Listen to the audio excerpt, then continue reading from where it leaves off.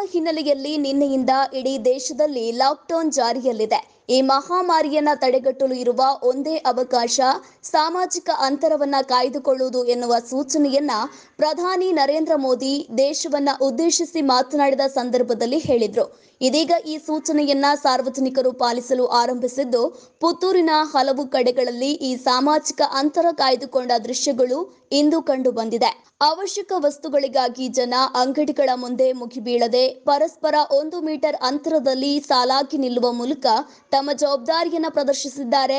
ಇಂದು ಸಹ ಅಗತ್ಯ ವಸ್ತುಗಳ ಅಂಗಡಿಗಳಾದ ದಿನಸಿ, ತರಕಾರಿ, ಹಣ್ಣು ಹಂಪಲು, ಮಾಂಸ, ಕೋಳಿ ಅಂಗಡಿಗಳ ಮುಂದೆ ಜನರ ಸಾಲು ಕಂಡು ಬಂದಿದೆ. ಪೊಲೀಸರು ಸಾರ್ವಜನಿಕರನ್ನ ನಿಯಂತ್ರಿಸುವ ಕಾರ್ಯದಲ್ಲೂ ನಿರತರಾಗಿದ್ದು, ಅನಗತ್ಯವಾಗಿ ತಿರುಗುವವರ ವಿರುದ್ಧ ನಿರ್ದಾಕ್ಷಿಣ್ಯ ಕ್ರಮದ ಎಚ್ಚರಿಕೆಯನ್ನ ನೀಡಿದ್ದಾರೆ.